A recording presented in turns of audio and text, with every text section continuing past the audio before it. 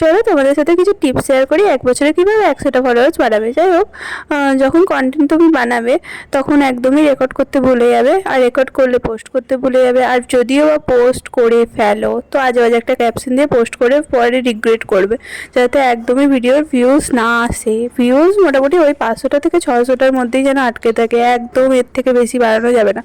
যাই হোক, পোস্ট করা হয়ে গেলে একদম প্রত্যেক দিন ভিডিও দেবে না, তা করতেই তোমার কিন্তু ভাইরাল হয়ে যাওয়ার সম্ভাবনা একদম খুব। তার মানে 1 মাসে 100টা ফলোয়ার্স হয়ে যেতে পারে, যেহেতু তুমি 1 বছরের টার্গেট নিয়েছো তো রেগুলার ভিডিও পোস্ট করবে না।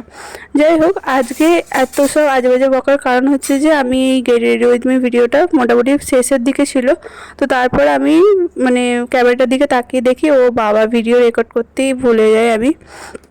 তারপর আমি একটা অ্যাক্টিং করে তোমাদের জন্য ভিডিওটা শ্যুট করি।